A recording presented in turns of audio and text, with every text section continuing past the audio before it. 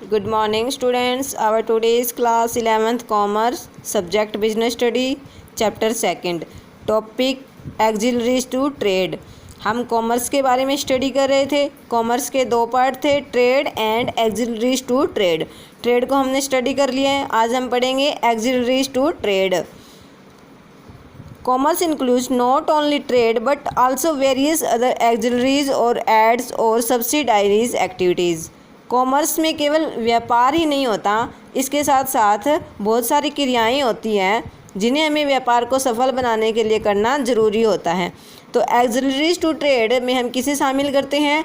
All those activities which are undertaken to overcome the hurdles appearing in the way of trade are called aids to trade.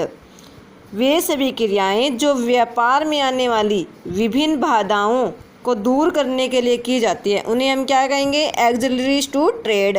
वे सभी क्रियाएं जो व्यापार में आने वाली विभिन्न बाधाओं को दूर करने के लिए पूरी की जाती है उन्हें क्या कहते हैं? व्यापार की सहायक क्रियाएं। वो बाधाएं कौन कौन सी हो सकती है? Hindrance of persons, hindrance of person यानी कि मिडल मैन। सेकंड होती है हमारे पास हिंड्रेंस ऑफ प्लेस, ट्रांसपोर्ट और कम्युनिकेशन के द्वारा हम इसे दूर कर सकते हैं। Hindrance of time, warehousing के द्वारा दूर कर सकते हैं। हिंड्रेंस ऑफ रिस्क, इसे हम इंश्योरेंस के द्वारा दूर कर सकते हैं। हिंड्रेंस ऑफ फाइनेंस, इसे हम बैंकिंग के द्वारा दूर कर सकते हैं। हिंड्रेंस ऑफ इंफॉर्मेशंस, इसे हम एडवर्टाइजिंग के द्वारा दूर कर सकते हैं। सबसे पहले हम पढ़ेंगे हिंड्रेंस ऑफ पर्सन यानी कि मिडल मैन के बारे में। सॉल्यूशन क्या है इसका? Middle man. मिडल मैन कौन होते हैं? वे लोग, मिडल मैन मध्यस्थ वे व्यक्ति होते हैं जो उत्पादन स्थान से लेकर माल को क्रेता तक पहुंचाते हैं। सबसे पहले माल उत्पादित कौन करेगा? प्रोड्यूसर। उसके बाद उसे बड़ी मात्रा में कौन खरीदेगा? होलसेलर। होलसेलर के बाद उस को छोटी छोटी मात्राओं में खरीदेगा हम रिटेलर, और रिटेलर उस माल को कहाँ प्रोवाइड करवाएगा? कंज्यूमर को। ठीक है, तो ये क्या हुआ? जो पर्सन्स की यानी कि कौन हमें माल उपलब्ध करवाएगा? हिंड्रेंस ऑफ पर्सन थी, उसे हम मिडल मैन्स के द्वारा पूरा कर सकते हैं। ठीक है। सेकंड है transport and communication. Transport and communication कौन सी बाधा को दूर करता है? हिंड्रेंस ऑफ प्लेस की। ठीक है, हमने माल तो उत्पादित कर दिया लेकिन उसे किसके द्वारा, किस माध्यम से पहुंचाएंगे हम दूसरे स्थानों पर? होलसेलर, रिटेलर तक कैसे पहुंचाएंगे? फ्रॉम ट्रांसपोर्टेशन यानी कि यातायात के द्वारा हम पहुंचाएंगे उसे। और कम्युनिकेशन, कम्युनिकेशन हम क्या है? संदेश वहन करेंगे, क्रय विक्रय के लिए बातचीत करेंगे। आजकल जो है क्रय विक्रय के जो सौदे हैं वो फ़ोन पे या फिर ऑनलाइन सिस्टम हो गए वैसे हो जाते हैं। तो ये किस द्वारा होते हैं? कम्युनिकेशन सिस्टम है, तभी हम क्रय विक्रय के सौदों को जो है घर बैठे भी कर सकते हैं। तो कम्युनिकेशन और ट्रांसपोर्ट हमारी हिंड्रेंस ऑफ प्लेस की जो बाधा होती है, स्थान की बाधा होती है, उसे दूर करता है। नेक्स्ट है हमारे पास वेयर हाउसिंग। वेयर हाउसिंग क्या है? कि माल को स्टोर करके रखना, माल का संग्रहण करना। जो उत्पादन प्रक्रिया है, माल उत्पादित होता है वो कुछ समय के लिए होता है। मान लीजिए चीनी है, वो कब बनती है? Sugar is produced November till March. चीनी का उत्पादन जो है नवंबर से लेके मार्च तक होता है, लेकिन चीनी तो उपभोक्ताओं को पूरे साल तक ही चाहिए होती है। तो इसे हम कैसे रखेंगे? इसे हमें स्टोर करके रखना पड़ेगा, इसका संग्रहण करना पड़ेगा। संग्रहण हम कैसे करेंगे? वेयर हाउसिंग, बड़े बड़े जो भंडार गृह होते हैं उनमें हम इसे स्टोर करके रखते हैं।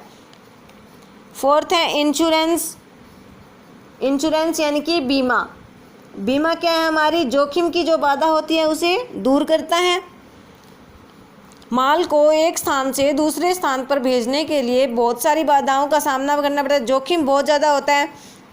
जैसे कि माल में आग लग जाना या माल को किसी प्रकार की क्षति होना, कोई प्राकृतिक आपदा होना, माल की चोरी होना, इतने सारे जोखिम होते हैं। तो इन जोखिम को दूर करने के लिए हमें क्या है? बीमा की सहायता लेनी पड़ती है। फिफ्थ है हमारे पास बैंकिंग। व्यापार को चलाने के लिए जो है फाइनेंस की आवश्यकता होती है, पैसों की आवश्यकता होती है। तो जो फाइनेंस है वो हम कहाँ से प्रोवाइड करवाएंगे? बैंक के थ्रू। बैंक से लोन ले करके या बैंक से कोई ओवरड्राफ्ट ले लिया तो बैंक जो है हमें फाइनेंस की सुविधा उपलब्ध कराता है, जिससे कि व्यापार में जो है रुपए की जो बाधा होती है, फाइनेंस की बाधा होती है, उसे दूर कर सकते हैं। आगे हमारे पास एडवर्टाइजिंग। आज का जो बाज़ार है वो प्रतियोगी बाज़ार हो गया है। तो ये क्या है कि हम प्रत्येक कंज्यूमर से, प्रत्येक उपभोक्ता से हम पर्सनल कांटेक्ट तो नहीं रख सकते। इसके लिए क्या है कि हमें अपने माल की सूचना देने के लिए विज्ञापन का सहारा लेना पड़ता है। हमें अपने प्रोडक्ट की जो ऐड है वो टीवी पर, इंटरनेट पर, कोई भी माध्यम हो, उसके द्वारा हम अपने प्रोडक्ट की जानकारी उपभोक्ताओं तक पहुंचाते हैं, ताकि उन्हें प्रोडक्ट के बारे में ज्ञान हो और वो हमारे प्रोडक्ट को परचेज करें। तो ये जो एक्टिविटीज़ होती हैं ये हमारी सहायता करती हैं व्यापार में आने वाली बाधाओं को दूर करने में।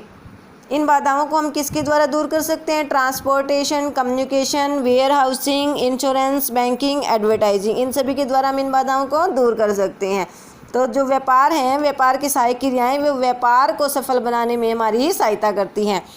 आगे में दिए हुए difference among industry, commerce and trade. इन तीनों के बीच में क्या डिफरेंस है? सबसे पहला एक्टिविटी। इंडस्ट्री क्या है? Production of things and services. Industry वस्तुओं और सेवाओं का उत्पादन करती है।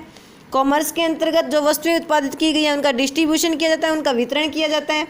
और इस ट्रेड में क्या है? बाइंग और सेलिंग होती है, क्रय विक्रय किया जाता है। Capital requirement. इंडस्ट्री में जो है ज़्यादा कैपिटल की रिक्वायरमेंट होती है। कॉमर्स में इंडस्ट्री की बजाय थोड़ी कम फिक्स्ड कैपिटल होती है, उसकी कम आवश्यकता होती है। और जो वर्किंग कैपिटल क्या होती है? जो कि हमें अपने दैनिक कार्यों को चलाने के लिए जिसकी आवश्यकता होती है वो होती है हमारी वर्किंग कैपिटल। फिक्स्ड कैपिटल जो होती है लॉन्ग टाइम के लिए जिसकी हमें आवश्यकता होती है वो होती है हमारी फिक्स्ड कैपिटल। तो कॉमर्स में वर्किंग कैपिटल है वो ज़्यादा चाहिए, फिक्स्ड कैपिटल है वो कम चाहिए। ट्रेड में less working capital depending on the nature of the business. Business का किस प्रकार की प्रकृति, हम कौन सा बिजनेस करें उस पर डिपेंड करता है कि कैपिटल की आवश्यकता कितनी होगी। नेक्स्ट है स्कोप।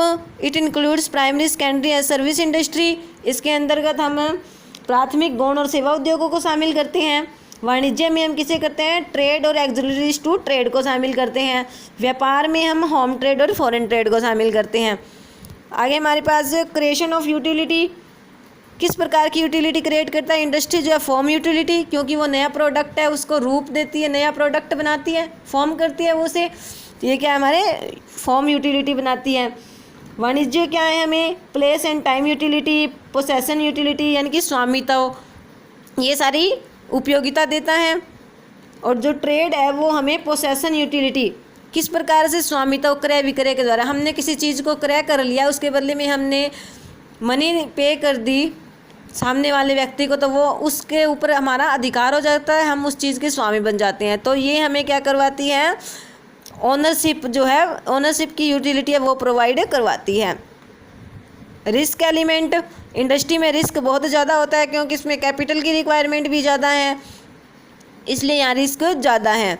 कॉमर्स में जो है इंडस्ट्री की बजाय कम रिस्क होता है और ट्रेड में जो रिस्क है वो है कम होता है, इसमें कम जोखिम निहित होता है इंडस्ट्री और कॉमर्स के कंपेयर।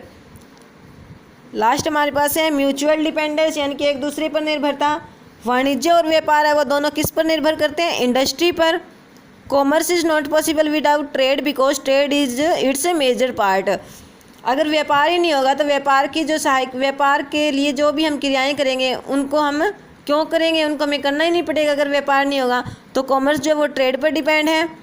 और जो ट्रेड है, ट्रेड के अभाव में जो है वाणिज्य और उद्योग का कोई औचित्य शेष नहीं रहता।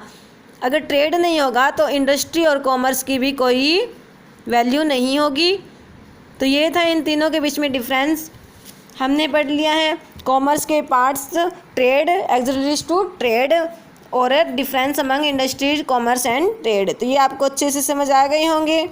थैंक्स।